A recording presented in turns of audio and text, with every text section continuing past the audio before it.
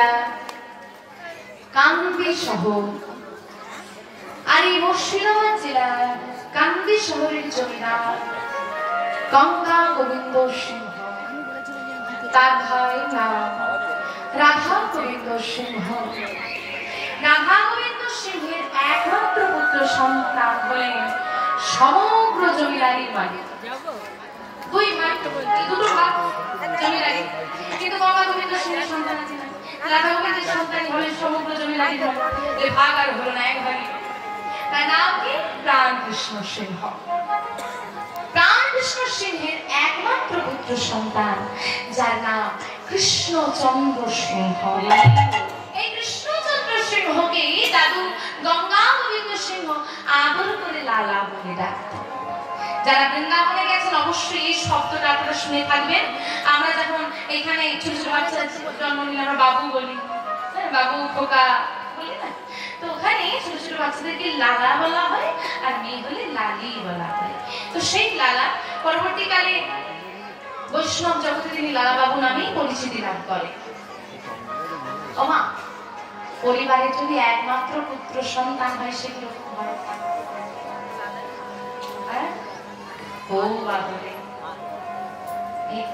অতিরিক্ত আদরটাই হয়ে গেছে বর্তমানে সমস্যা। অতিরিক্ত আদরে হয়ে যাচ্ছে সব।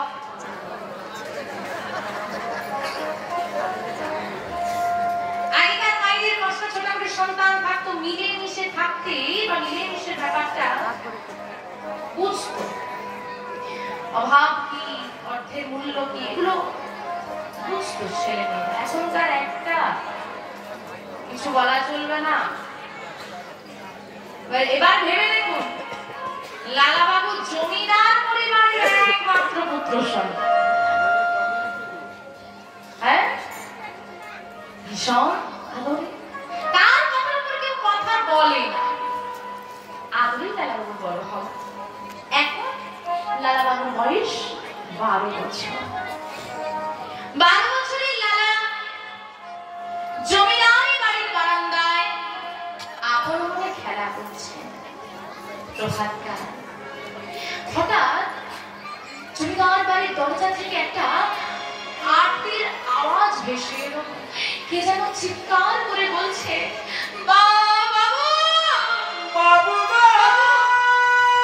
কে আছো?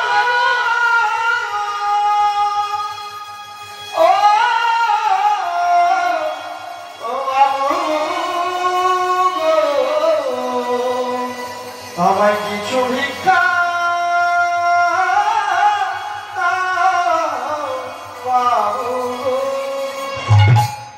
কথাটা শব্দটা শুনতে পেয়ে লালু বিন্দু মাত্র দেরি করলেন না। জমিদারি বাড়ির বারান্দা ছেড়ে দরজার সামনে ছুটে এসে দাঁড়িয়ে দেখলেন একজন ব্রাহ্মণ দাঁড়িয়ে আছেন।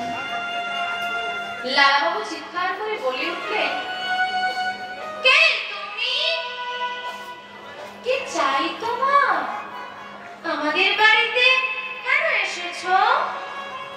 বাবু, আমি একজন কন্যাদায়গ্রস্ত ব্রাহ্মণ, আমাকে কিছু সাহায্য করুন বাবু, আমায় কিছু সাহায্য করুন। কন্যাদায়গ্রস্ত মানে? কন্যাদায়গ্রস্ত মানে মেয়ের বিয়ে দিতে হবে। ও, তুমি তাহলে আমাদের বাড়িতে সাহায্য চাইতে এসেছো? দাঁড়াও, আমি এক্ষুনি তোমাকে সাহায্য দেব। প্রহরী, ও প্রহরী, বলুন ছোট বাবু, যা তুমি এক্ষুনি এই ব্রাহ্মণকে 1000 টাকা দান করে দাও। কত দিতে বললো? আপনার দরজায় ভিখারি আসে, কত করে দেন? 1 টাকা। টেবিলে একটা সীমা পেরিয়ে টেবিল বলে ছোট একটা। মায়েদের চরণে নিবেদন, কোন ভিখারি, কোন বৈষ্ণব, কোন ভক্ত যদি আপনাদের দরজায় আসে, ফিরিয়ে দেবেন। আপনার যার সামর্থ্য আপনি দেবেন, হয়তো সে যা চাইবে আপনি দিতে পারবেন না, কিন্তু আপনার যা সামর্থ্য আপনি দেবেন। বলা তো যায় না ভগবান কার ধারণ করে কখন কার দরজায় এসে লাগে।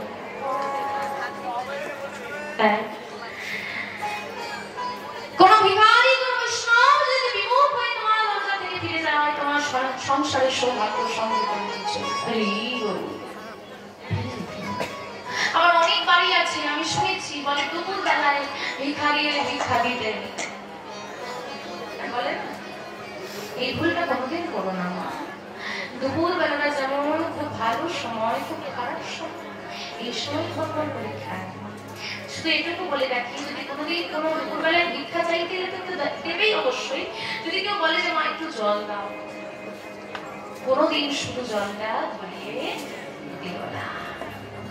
যদি ঘরে কিছু না থাকে একটু বাতাসা হলেও হাতে দিও, দিয়ে বলো এই জলটা তুমি সেবা করো। অনেক বাড়ি আছে মা একটু জল দেবে, যাও যাও যাও, আমি খেতে বসেছি এখন কিছু হবে না, যাও যাও যাও, মনে রাখবে বড় বাড়ি সবার হয়, সবার বাড়িতে বৈষ্ণবের চরণ ধরা পড়ে না। বড় বাড়ি হওয়ার আগে বড় মন করো, যেন তোমার ওই ছোট কুঁড়ে ঘরটাও ধন্য হয়। এখন যদি আমি সবাইকে বলি ও মা দরজায় যে আসবে লালাবাবু 1000 টাকা করে দিয়েছে, তোমরাও দেবে, দেবে তো? বলে কি তোনিয়া মাথা খারাপ হচ্ছে, আমাদের সামর্থ্য নাই, পরিষ্কার কথা দিতে আমরা সক্ষম নই। তাই ভেবে দেখো 2025 সালে দাঁড়িয়ে যদি আমাদের 1000 টাকা করে দান করার সামর্থ্য না থাকে, আজ থেকে 250 বছর আগে একটা 12 বছরের ছেলে 1000 টাকা দান করলো মানে আমাকে ভাবতে হবে তার আর্থিক অবস্থা কেমন ছিল। আজ থেকে 250 বছর আগে লালাবাবুর পারিবারিক আয় ছিল বছরে আনুমানিক 52,36,000 টাকা, যেটা বর্তমানে দাঁড়িয়ে প্রায় পরিবারের এখনো পর্যন্ত নেই। সেই পরিবারের সন্তানরা প্রহরী জানালেন লালাবাবুর পিতা রামকৃষ্ণ সিংহ মহাশয়ের কাছে, বাবু দরজায় একজন কন্যাদায়গ্রস্ত ব্রাহ্মণ এসেছেন, তাকে ছোট বাবু 1000 টাকা দিতে বলেছে। কি কত টাকা?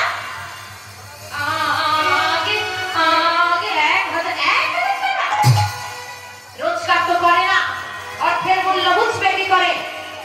জমিদার বাড়ির ছেলে, অভাব তো কোনোদিন চোখে দেখেনি, কথাও দিয়ে দিয়েছে, এখন কি আর করা যাবে? যা যা যা এইসব বলুন বাবু, দিয়ে তো দিবি, সঙ্গে লালাকে এটাও শুনিয়ে দিবি যতদিন না রোজগার করতে পারবে তার যেন দেবার বাসনা না যাবে।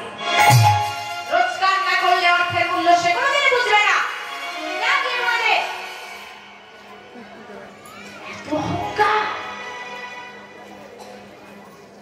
অহংকার পতনের মূল কারণ সূচনা হলো লালাবাবুর পিতার পতন। 1000 টাকা দান করা হলো ব্রাহ্মণকে। ব্রাহ্মণ খুশি হয়ে বলছে, বাবা তোমাকে তো আমি প্রণাম করতে পারবো না, দুহাত ধরে তোমাকে আশীর্বাদ করি, জীবনে তোমার কৃষ্ণ কৃপা হোক, তোমার গোবিন্দ কৃপা হোক, তোমার কৃষ্ণ দর্শন হোক বাবা। ব্রাহ্মণ চলে গেল। প্রহরী বলে উঠল, ছোট বাবু আপনার পিতা আপনাকে বলে দিতে বলেছে যতদিন আপনি রোজগার করতে পারবেন দেবার বাসনা যেন আপনার না জাগে। আপনি তো রোজগার করেন না, আপনি অর্থের মূল্যটা বুঝবেন না। কি সামান্য 1000 টাকার জন্য এত বড় কথা বলতো আমার পিতা? ছি ছি ছি, দান তো করার কর্তব্য আমার নয়, দান করবেন তিনি যিনি জমিদার হয়েছেন। তার কর্তব্য যাতে তার জমিদারিতে কেউ না কষ্ট থাকে সেটা দেখা। আর তিনি সামান্য 1000 টাকার জন্য নিজের পুত্রকে এমন কথা বললেন। যাও তুমিও গিয়ে বলে দাও প্রহরী, যে পিতা তার সন্তানকে এত অর্থের অহংকার দেখায় তাকে আমি পিতা বলে সঙ্গে এটাও বলে দেবে যতদিন আমি রোজগার করতে পারছি আমি দেবার বাসনা আর কোনোদিন প্রকাশ করবো না। সঙ্গে এটাও বলে দাও যার এত বড় জমিদারি, এত বড় বাড়ি, কিন্তু মনটাই এত ছোট, তার ঘরে আমি আর থাকবো না। বড় বাড়ি তো কি হয়েছে, মন ছোট। তাই বাড়ি নয় মন বড় কর। এদিকে প্রহরী বলতে যাচ্ছে জমিদার বাবুকে, আর লালা ছুটতে ছুটতে জমিদার বাড়ি ছুটে বেরিয়ে যাচ্ছে।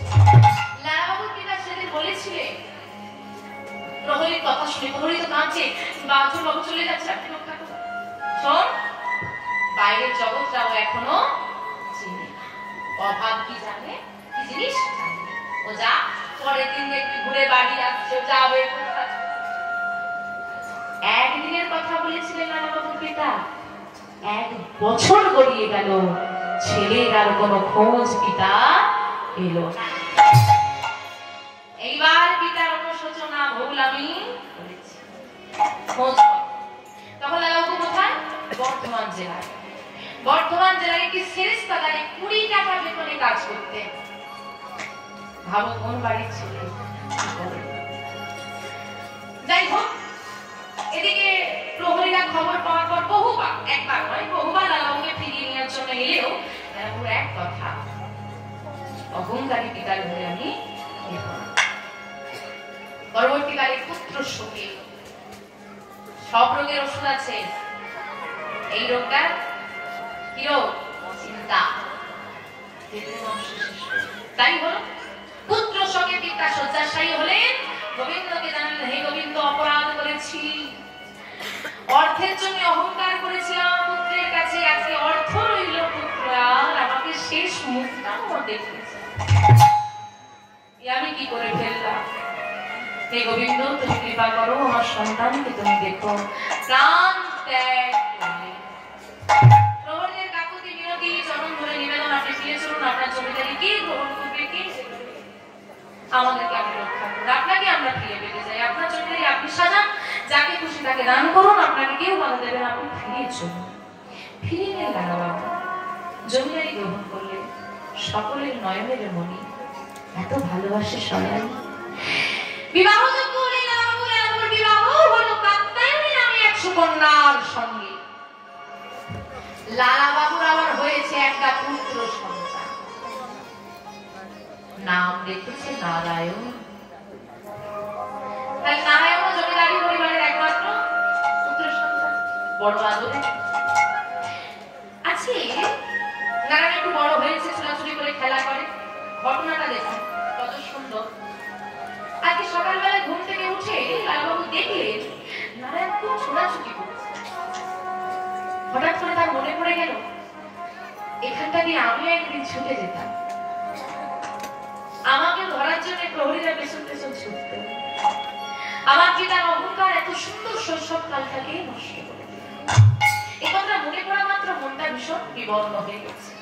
তাই তিনি হাঁটতে হাঁটতে ধীরে ধীরে এত বছর পর সেই বারান্দায় এলেন। বারান্দায় এসে বসলেন, আর বসে বসে চিন্তা করছেন, এই সেই প্রভাতকাল, এই সেই বারান্দা, যে বারান্দা আমাকে আমার জীবনের শৈশব কাল থেকে বঞ্চিত করেছিল। আর এই বারান্দায় যখন আমি খেলা করছিলাম, একজন চিৎকার করেছিল, কি বলে? যেই না ওই চিৎকারটার কথা, ওই ডাক্তার কথা লালাবাবুর মনে পড়েছে। চিন্তা যা বাস্তবতা, দরজার সামনে এসে চিৎকার করে বলে উঠলো একজন, বাবু!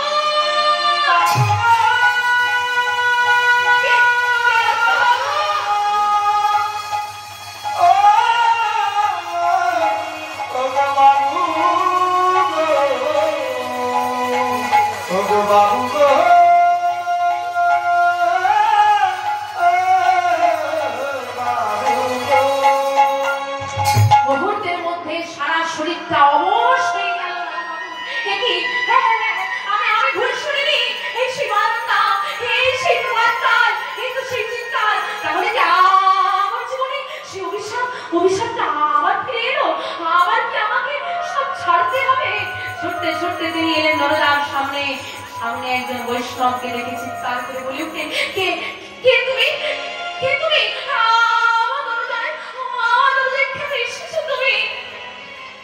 আমায় জিজ্ঞেস করছেন বাবু? হ্যাঁ হ্যাঁ হ্যাঁ, কে তুমি? আমি। আমাদের তো নতুন করে আর কোনো পরিচয় হয় না বাবু, আমাদের তো একটাই পরিচয়, বাবু গো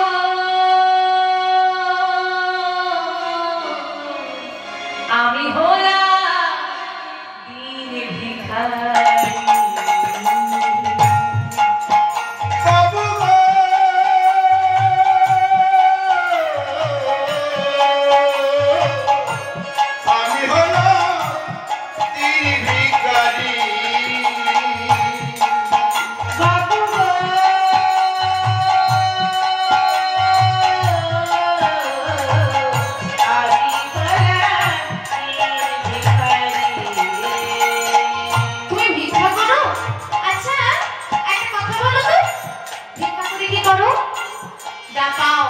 নিয়ে গিয়ে স্ত্রী পুত্র পরিজন পিতামাতার সেবা দাও।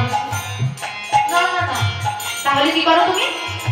আমার তো স্ত্রী পুত্র পিতামাতা কেউ নেই। কেউ নেই কেন ভিক্ষা করো কেন? কেউ নেই, আমার একজন ঘরে আছে। একজন? কে একজন? কে জানো? আমার ঘরে আছে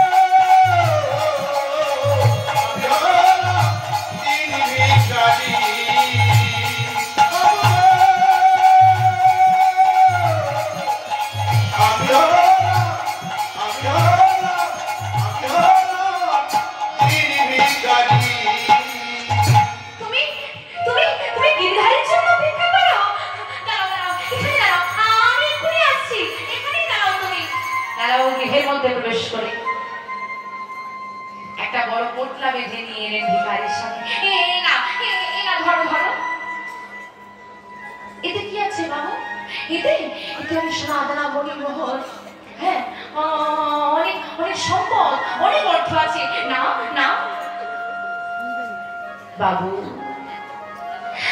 আমার দরজায় আমি এসেছি এক মুষ্টি ভিক্ষা চাইতে। সোনা দানা ধরো সব আমি চাই। তুমি ভারী বোকা। কেন বাবু? তুমি জানো এই অর্থ নিয়ে তোমার কি হবে? কি হবে আমার? আরে তুমি আমার মতো জমিদার হয়ে যাবে, আমার মতো ধনী হয়ে যাবে। তুমি আমার মতো জমিদারি বাড়ি হবে তোমার। দাঁড়িয়ে দাঁড়িয়ে আর ভিক্ষা করতে হবে না তোমাকে।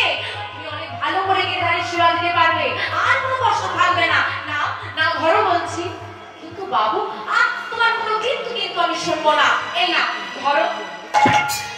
জোর করে অর্থের বোঝাটা দাদা বাবু ভিখারির মাথায়। ভিখারি আর কিছু বলতে পারছে না, সব শব্দই যেন কণ্ঠের কাছে আটকে গেল। প্রণাম করলেন দাদা বাবুকে। প্রণাম করে ভিখারি লালাবাবু দরজায় স্থির হয়ে দাঁড়িয়ে রইলেন আর দর্শন করছেন ভিখারি চলে যাচ্ছে। মনে আনন্দ প্রাণ ভরে দান করেছে। কিন্তু ভিখারি কি করলো? কিছুটা দূর এসে এদিক ওদিক তাকিয়ে দেখলো কেউ কোথাও আছে। এদিক ওদিকে যখন কাউকে দেখতে পেল না, মাথার মধ্যে থেকে অর্থের বোঝাটা নামিয়ে কি যেন চিন্তা করলো। আর চিন্তা করে পাশের জলাশয়ে সজোরে নিক্ষেপ। আর এই দৃশ্য দর্শন করেছে কে দাঁড়িয়ে আছে পেছনে? লালা বাবু। দেখা মাত্র নিজেকে স্থির রাখতে না পেরে চিৎকার করে বলে উঠলেন, ভিখারি!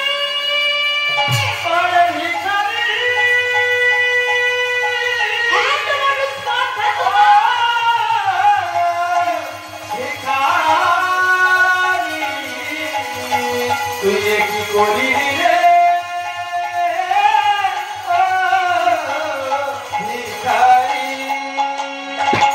তুমি কি করলে?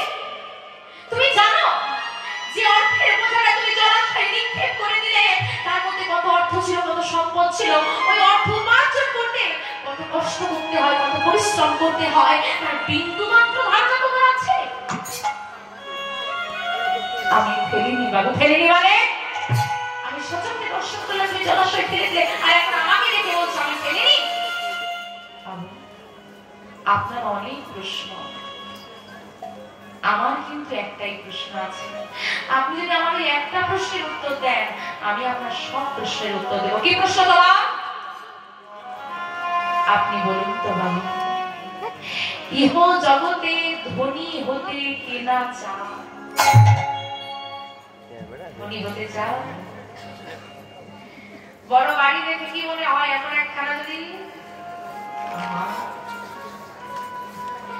রোদে ভিজে, রোদে ঘেমে, বর্ষায় ভিজে যখন অফিস যেতে হয়, পাশের প্রাইভেট কারটা দেখে মনে হয় আমার যদি একটা থাকতো, ইয়ার এই বৃষ্টিতে মা যখন অলংকার আদিতে সেজে অনুষ্ঠান বাড়ি আসে, দেখে দেখে মনে হয় আমারও যদি স্বামী চাকরি করতো।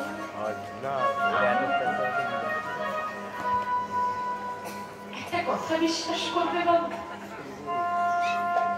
সারা জীবন ভিক্ষা করেছে, সারা জীবন কেউ দিয়েছে, কেউ তাড়িয়ে দিয়েছে, কেউ অপমান করেছে, সারাদিন ঘুরে হয়তো কিছুই পাইনি, গোবিন্দকে শুধু নয়নের জলটুকু দিয়ে বলেছি আজ তুমি আমার উপবাস, আজ তোমার উপবাস।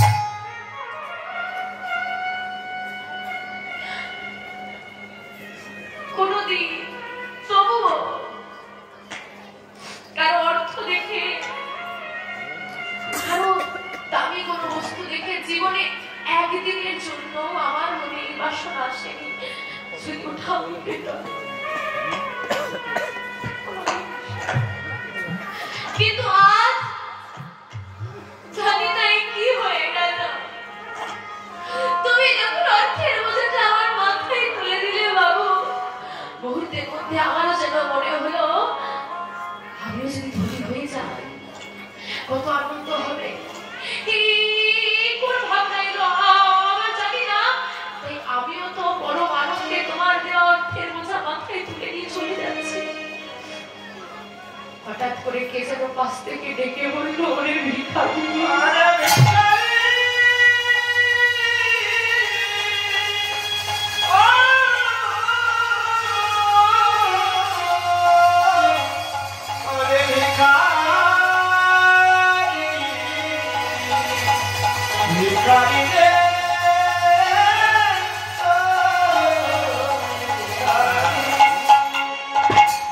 কি করলি তুই?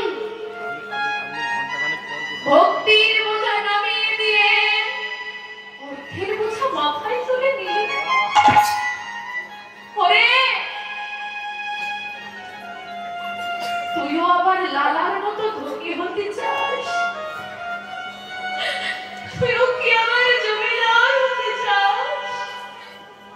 ওরে ভিখারি, দরজায় দরজায় ভিক্ষা করে তুই যা পাস তাই নিয়ে সে আমার সেবা দিস। যেদিন তুই কিছু পাস না, নয়নে জলে নিবেদন করিস, আমি তাই গ্রহণ করি। কিন্তু আমি তো কোনোদিন তোর কাছে বলিনি আমাকে রাজভোগ দে, আমি তো কোনোদিন বলিনি আমাকে দামি মন্দির করে দে, আমি পোশাক দে। তোর ছোট্ট করে ঘরে যদি আমি ভালো থাকতে পারি, তুই কেন পারবি না ভিখারি? ওরে জানিস না, যার ঘরে অর্থ থাকে তার ঘরে অহংকার থাকে, আর যার ঘরে অহংকার থাকে আমি তার ঘরে হতে পারে বাড়িটা বড়, হতে পারে মন্দিরটা বড়, কিন্তু ভক্তি শূন্য মন্দিরে ভগবান থাকেন না। বাবু, আমি তো কোনোদিন ভগবানকে বলিনি আমাকে ধনী করো, আমি তো গোবিন্দকে জানাই আমাকে কাঙাল করো। যদি ধনী হয়ে যায়, আমি যদি ধনী হয়ে যাই তোমায় ভুলে যাব, আমায় কাঙাল করে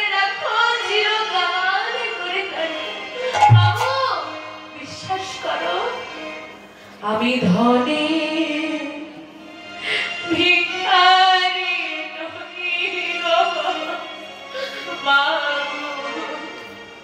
আমি ধনে ভিখারি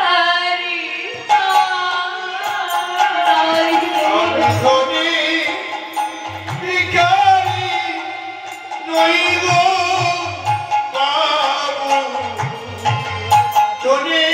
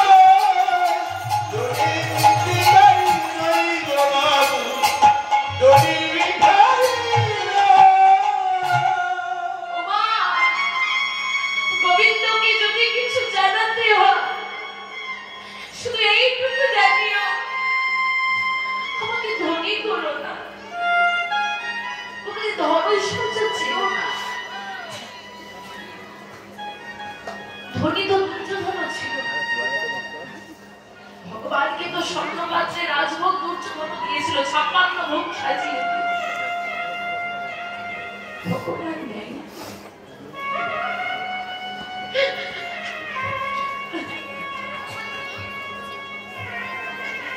স্বর্ণ সিংহাসনে স্বর্ণপাত্রে রাজভোগ সাজিয়ে কৃষ্ণকে সেবা দিয়েছিল দুর্যোধন দিল না একজন অহংকারী রাজকীয় সেবা সাজিয়ে বসে আছে আর একজনের ঘরে চালের দানা নেই সে বসে বসে কাঁদছে কিছু নেই তবু কাঁদছে ভগবান তার দরজায় গিয়ে দাঁড়িয়ে বলছে দাও দাও কিছু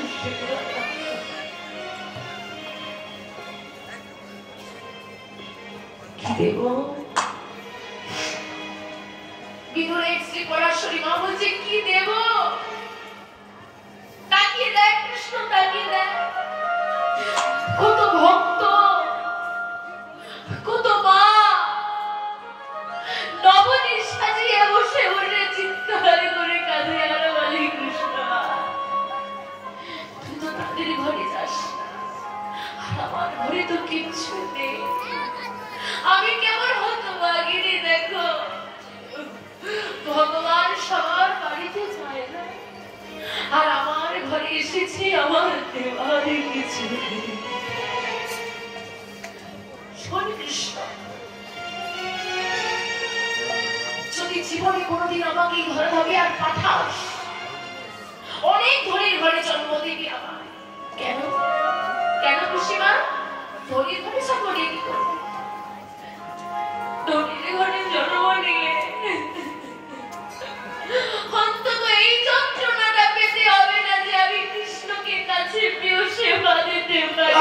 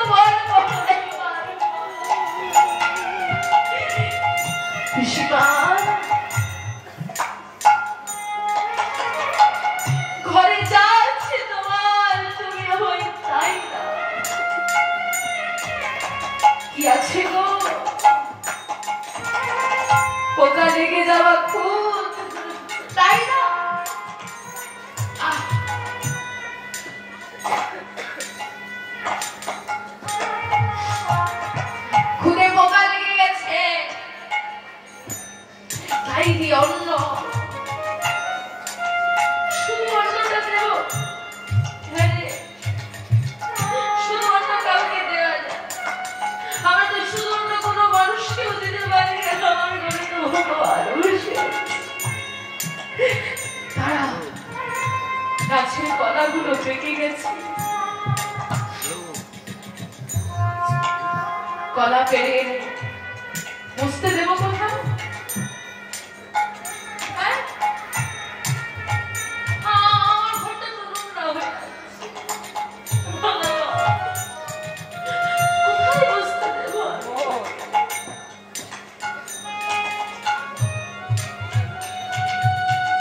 এই ঘরটা তো এখানে তৈরি হয়েছে, এখানে থাকলে নিয়ে তো যেতে পারো। এই দেহ ঘরটা তুই আমাকে এই দেহ ঘরটা দিয়েছিস, যেটা অনেক সুন্দর দিয়েছিস। এই ঘরে জায়গা নেই তো কি হয়েছে? দেহ ঘরে তো আছে। আয় না আয়, কোলে বস, কোলে বসে ভগবানকে এক গ্রাস করে ক্ষুধার্ত দেয়, কলাটা ছাড়িয়ে খোসাটা কৃষ্ণের বদলে দিয়ে শ্বাসটা ফেলে দেয়, বলে বলে কৃষ্ণ খা।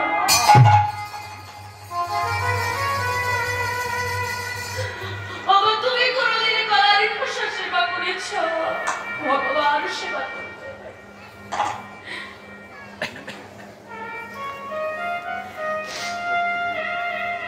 নেই নেই নেই, কি আনন্দ!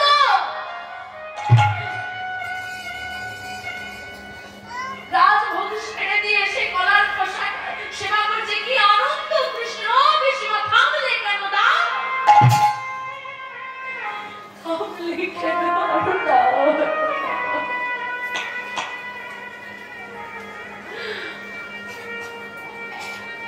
ওই যে রাজভোগটা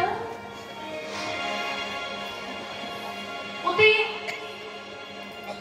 অনেক সুন্দর করে অনেক বস্তু দিয়ে রন্ধনটা সুন্দর করা হয়েছে, কিন্তু প্রেমের স্বাদটা যে ওর মধ্যে,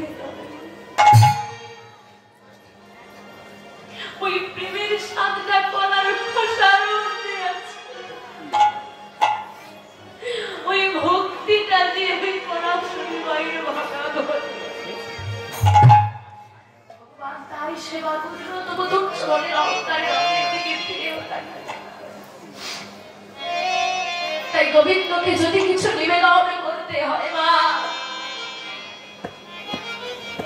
স্বর্ণ পাত্র লাগে না, রাজভোগ লাগে না, দামি পোশাক লাগে না, বড় মন্দির লাগে না, শুধু নয়ন বাড়িতে মন তুলসী আর ভক্তি চন্দনটা মর্দন করে যদি নিবেদন করে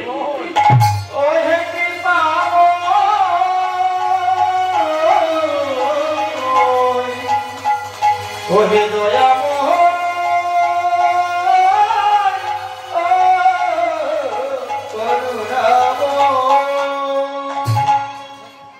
ভগবান সারা জীবন থাকবে, থাকবে না থাকবে তোমার এই মন ঘরে বাঁধা।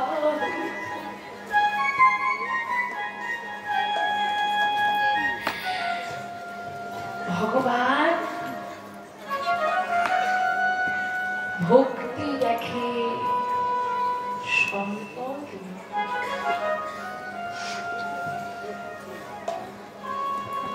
গোবিন্দ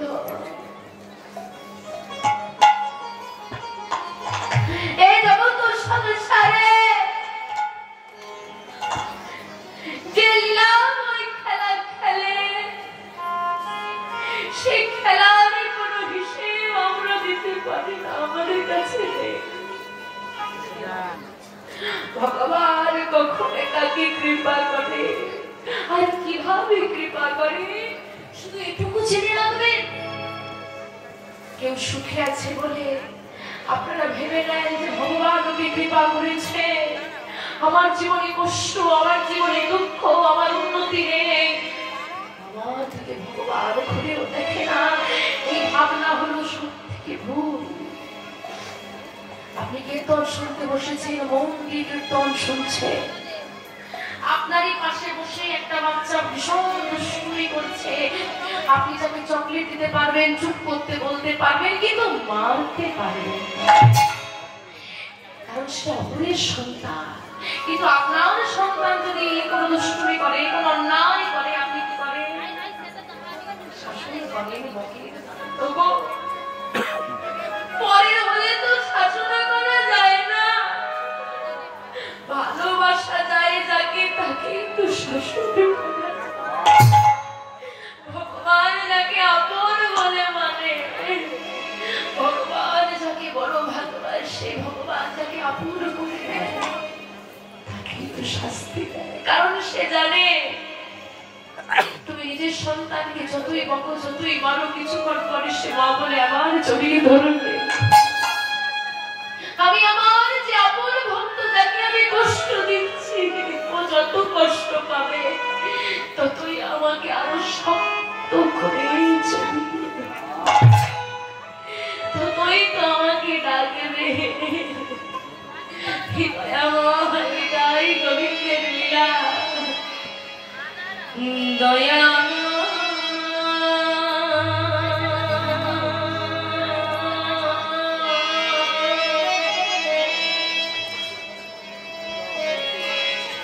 এই তোমার লীলা। বলো বলো দয়াল বলো, এই কি তোমার তাই নূর হইল।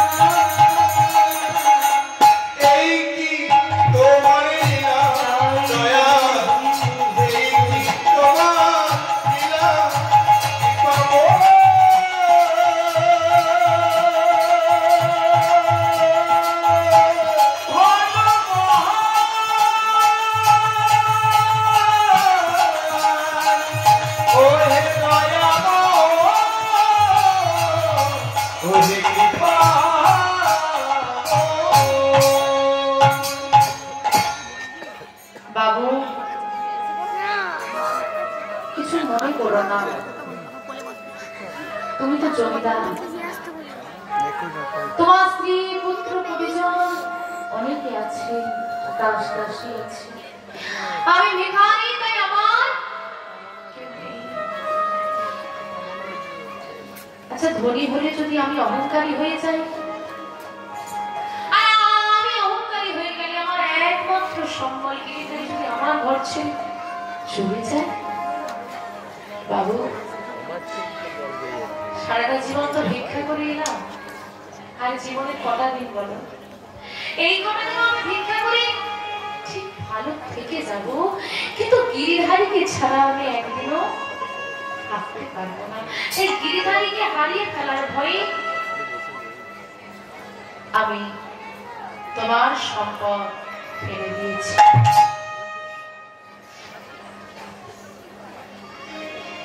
এদিকে ভিখারি তো চলে গেল, দাঁড়িয়ে রইলেন লালাবাবু, জলাশয়ের দিকে তাকিয়ে চিন্তা করতে লাগলেন সারাদিন সর্বক্ষণ কিভাবে এই সম্পদ উপার্জন করা যায়, তার চিন্তায় মগ্ন থাকি আমি। কিন্তু ওই ভিখারি কি এমন সম্পদ পেয়েছে যে আমার এত দামি সম্পদ জলে ফেলে দিতেও তার দ্বিধা হলো না? ভগবানের লীলা। এক ভিখারি এসেছিল যে লালাবাবুকে জমিদারি ছাড়া করেছিলেন, আরেক ভিখারি এলো যে লালাবাবুর মনটাকে জমিদারি ছাড়া করে দিল। লালাবাবু ফিরে এলেন জমিদারি থেকে, তো মন ফিরল না। ইতিমধ্যেই আরেকটি দুর্ঘটনা ঘটে গেল। কিছুদিনের মধ্যে একটি দুঃসংবাদ এসে পৌঁছে গেল লালাবাবুর দরজায়। কি দুঃসংবাদ? লালাবাবুর একটি বাল্য বয়স্কার বন্ধু, যার নাম জগৎ সেন, যে জগৎ সেনকে লালাবাবু নিজের প্রাণের থেকেও বেশি ভালোবাসতেন, সেই জগৎ সেন সামান্য একটা জমির জন্য লালাবাবুর নামে হাইকোর্টে মামলা করে দিয়েছে। মামলার চিঠি পৌঁছে গেল লালাবাবুর দরজায়। যাকে আমি প্রাণের থেকেও বেশি ভালোবাসি, যার জন্য আমি প্রাণ দিতে প্রস্তুত, সে কিনা আমার নামে সামান্য জমির জন্য হাইকোর্টে করলো মামলা। যে বন্ধুর একসঙ্গে খাওয়া, একসঙ্গে ঘুমানো, একসঙ্গে লেখাপড়া শেখা, একসঙ্গে থাকা, সবকিছু একে অপরের প্রাণ, তারাই এখন দুজন দুজনার শত্রু। কারণ বিষয় বিষ। যে বিষয় বিষ কোন সম্পর্কের মধ্যে একবার যদি ঢুকে যায়, সে সম্পর্ক আর ভালো থাকবে না। যেমন এক কলসি জল, অনেকটা জল, এক কলসি জল এক ফোঁটা যদি কেরোসিন তেল দিয়ে দেওয়া যায়, ওই এক কলসি জল নষ্ট হয়ে যাবে। হোক যতই জল, এবং অনেক ভালোবাসা এক ফোঁটা বিষয় বিষ সমগ্র বিষাক্ত করে দেবে। শত্রুতার সম্পর্ক, মন হয়ে গেল, মন মরা, মন খারাপ হয়ে গেছে, আর কিচ্ছু ভালো লাগছে না, কি বিষয় সম্পদ নিয়ে পড়ে থাকি সারাদিন, এই বিষয়ের জন্য আজকে আমাকে হাইকোর্টে যেতে হচ্ছে, এই বিষয় কি আছে এর মধ্যে? এই বিষয় তো অবলীলায় জলের মধ্যে ফেলে দিয়ে চলে গেল ভিখারি। কেন পড়ে থাকি এই বিষয় নিয়ে? স্বামী, এখন পাগলামি করো না। মামলা যখন হয়েছে যেতে তোমাকে হবে, আজ তোমার মামলার তারিখ ভুলে যেও না। হ্যাঁ, যেতে তো হবে। লালাবাবু মন মরা হয়ে প্রস্তুত হয়ে চলে গেলেন মামলায়। সন্ধ্যা হলো, মন মরা হয়ে মেজাজটা তার একদম ভালো নেই।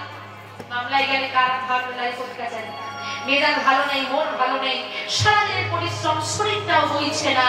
তিনি ফিরছেন ঘরের দিকে, আর লালাবাবুর ঘরে একটা 7 বছরের মেয়ে, যার নাম সুমতি, দাসী গো, কাজের মেয়ে। নাম কি? সুমতি। সুমানে ভালো, ভালো জিনিস সে মতি। আর এই জগতের ভালো কোন দিকটা? একমাত্র গোবিন্দের চরণ। সেই মেয়ে গোবিন্দের চরণের প্রতি খুব মতি। তার নাম যেমন সুমতি, তার মতিটাও সুয়ের দিকে সুমতি। সুমতির সন্ধ্যাবেলার একটা নির্দিষ্ট কাজ আছে। যেমন কেউ রান্না করে, সে রান্নাটা করে দেবে সময় মতো, কেউ বাসন বাজে, বাসনটা সময় মতো মাজতে হবে। সুমতির সময় মতো কাজ হচ্ছে সন্ধ্যাবেলার কাজ, বাবুর বিছানাটা পরিষ্কার করে দেওয়া, বাবুর ঘরটা পরিষ্কার করে দেওয়া। লালাবাবু যে পালককে শয়ন করছে সেটা হচ্ছে সোনা, সেই সোনার পালকের ওপর নরম বিছানাটা সুমতি প্রতিদিন করে দেয়। আজকেও সে সন্ধ্যার বেলা মায়েদের কাজ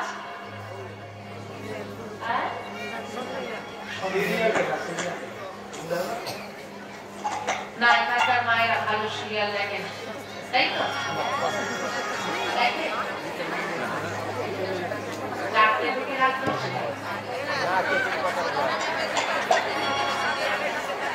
আমি কিন্তু আমি বাবাদেরকে বলছি, যারা বাবারা এখানে রয়েছেন, আমার কিন্তু কোনো দোষ নেই, আমি কিন্তু মায়েদেরকে খুব ভালো বলেছি। ভালো, এখানকার মায়েরা সিরিয়াল দেখে না, মায়েরাই বলছে 4টা থেকে 10টা, আমার কোনো দোষ নেই।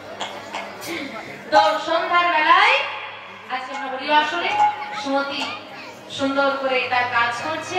আসুন হরিবাসরে যখন বসে আছি, বৃন্দা দেবীর আরাধনা একটু থাকে সময়, সবাই মায়ের একটু ঘুম লাগিয়ে দেবে। সুমতি গাইছে, আমরা বৃন্দা দেবীকে একটু স্মরণ করে নেব। নম নম তুলসী বৃন্দাবনবাসী, রাধা কৃষ্ণের চরণে পাবো এই অভিলাষী। নম নম তুলসী বৃন্দাবনবাসী, রাধা কৃষ্ণের চরণে পাবো এই অভিলাষী।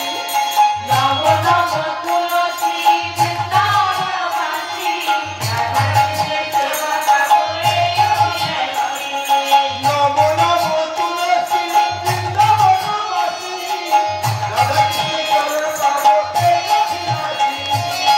যে তোমার শরণে তার কথা পূর্ণ হয়, যে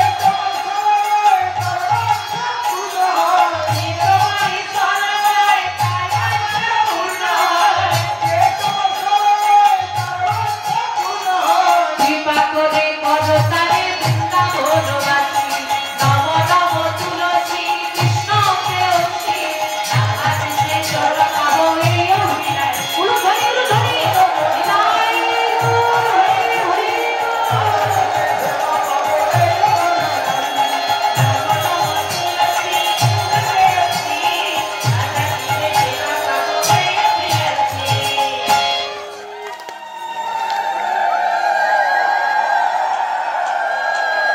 হরি বল, হরি বল, হরি বল।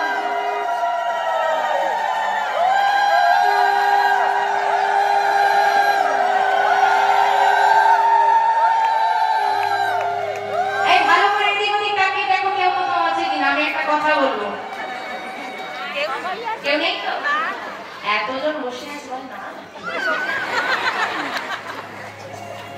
সুমতি হঠাৎ এই কাজ করতে করতে একটা কথা বলবো।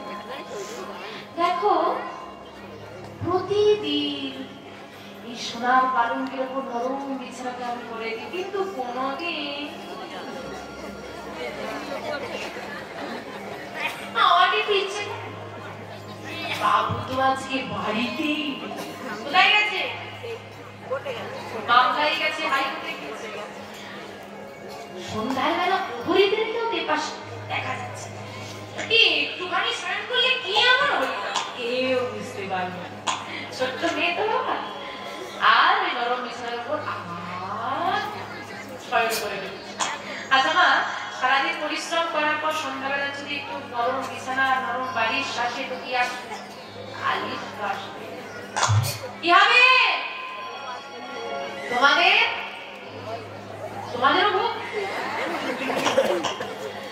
সুমতি তো ঘুমিয়ে পড়েছে, তোমাদের ব্যাপারটা তো বলতে পারবো না, যদিও মাঝে মানে একটু দুপুরবেলা থেকে তো এসেছে সবাই, সেবা টেবা করার পর একটু ঘুম আসে। এবার মাঝে মাঝে এবার ঘন ঘন হরিধ্বনি দিতে হচ্ছে, হরিধ্বনি দিতে হলে হাত তুলতে হচ্ছে। যার ঘুম পাচ্ছে সে তো বুঝে গেছে, হ্যাঁ, যার ঘুম ধরছে হাতটা তুলছে আর মনে মনে বলছে একটু ঘুমোচ্ছি, ঘুমোতে হরি বল হরি বল, মনে মনে আমাকে গালি তা দিক। আমাদের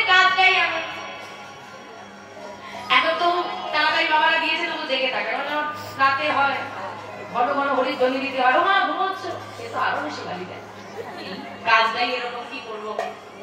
হরি বল হরি বলো মা। সুমতি তো ঘুমিয়ে পড়েছে, আর ভগবানের কৃপা দেখুন সেই সময় লালাবাবু এসে, লালাবাবুর মন ভালো নেই, মেজাজ ভালো নেই, শরীর ভালো নেই, চিন্তা করছে একটু বিশ্রাম নিয়ে আর বিশ্রাম নেওয়ার জন্য নিজের মধ্যে প্রবেশ করে দেখছে দাসী মালিকের বিছানায় আর নিজেকে কি স্থির রাখা যায়?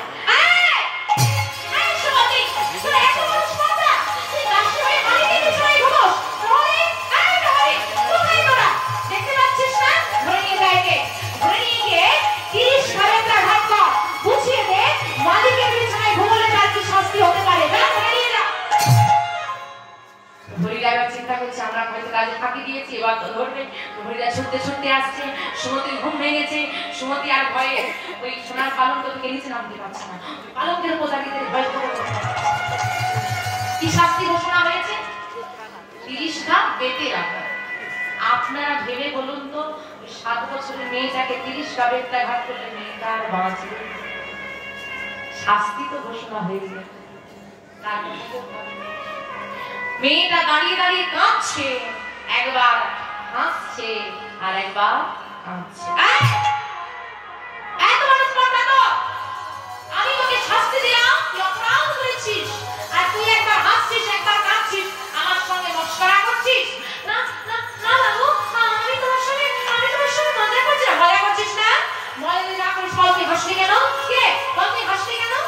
বাবু, আপনি আমার মালিক, আমি আপনার দাসী।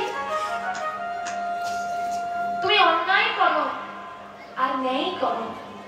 তুমি যদি কারোর সঙ্গে ন্যায় করো, সে যদি তোমার সঙ্গে অন্যায় করে, যে তোমার সঙ্গে অন্যায় করলো, তুমি তার সঙ্গে অন্যায় না করলো, কেউ একজন আসলে তার সঙ্গে একই ঘটনা ঘটিয়ে দিয়ে চলে যাবে। ভগবানের খাতায় হিসেবে কোনো ফাঁকি চলে না। তুমি ভালো কর্ম করলেও সেটা তুমি ফেরত পাবে, তুমি খারাপ কর্ম করলেও সেটা ফেরত পাবে। তুমি যার সঙ্গে করলে সে তোমাকে ফেরত আসলেও কেউ না কেউ আসলে তোমাকে ফেরত দেবে। ভগবানের হিসেবে দেখো না বাবু, সত্যি তো আমি দাসী, দাসী হয়ে কি মালিকের বিছানায় ঘুমানো যায়? আমি তো ঘুমিয়ে অপরাধ করেছি, তাই না? আর অপরাধ করলাম আর সঙ্গে সঙ্গে তার শাস্তি হয়ে গেল 30 সালের ঘা। দেখো দেখো হিসেবটা কি সুন্দর, বিচারটা কত সুন্দর, তাই তো আমি হেসেছি। বেশ গুছিয়ে কথা বলতে পারিস তো? এইটুকু মেয়ে বলে কি হবে? তা কান হয়নি বুঝলা, তুই এই কারণে হাসলি। তাহলে তুই বলতো তুই কাঁদলি কেন? কি রে বল, তুই কাঁদলি কেন? ওটা ওটা আমি বলতে পারবো না, মানে বলতে তোকে আজকে হবে। বল তুই কাঁদলি কেন? বল তুই কাঁদলি কেন? কাঁদলি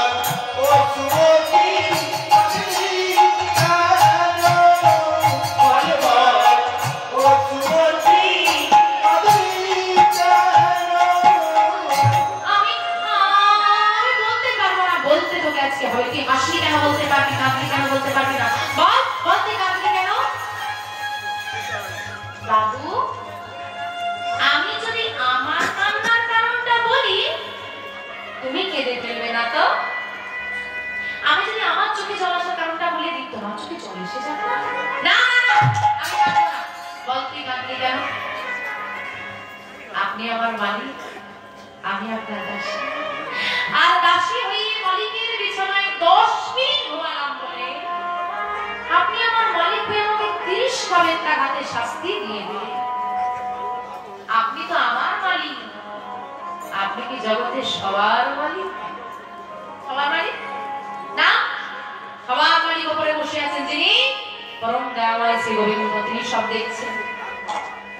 বাহ, তাহলে বাবু এই সোনার পালঙ্কে আমি 10 মিনিট ঘুমালাম বলে আপনি আমার মালিক হয়ে যদি আপনাকে 30 ভাবে টাকাতে শাস্তি দেন, আপনি সারা জীবন সোনার পালঙ্কটাই শয়ন করে আসছেন, 10 মিনিট শোয়ার শাস্তি যদি 30 লাখ টাকা হয়, তাহলে আপনি সারা জীবন শয়ন করেছেন, তাহলে আপনার মালিক আপনার জন্য কত ভাবে টাকা সাজিয়ে রেখেছে এটা ভেবেই আমি কেঁদে ফেলেছি।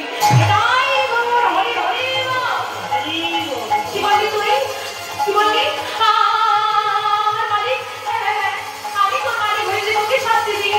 আমার মালিক তো আমার জন্য শাস্তি তুলে রেখেছে। ওরে সুমতি, তুই আমার চেতনা ফিরিয়ে দিলি রে মা। সংসদ কে বললো তুই আমার দাসী?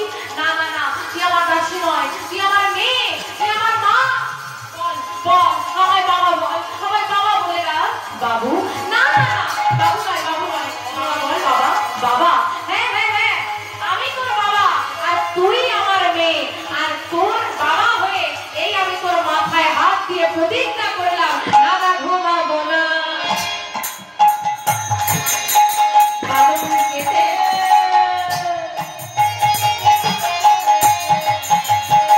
আমি এই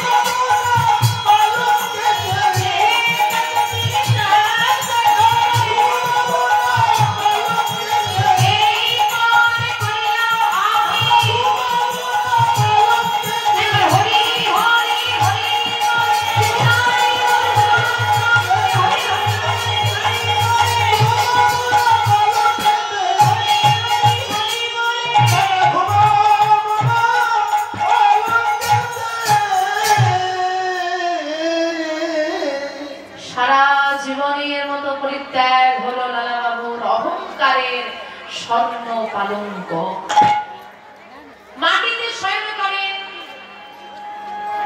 আরো দাস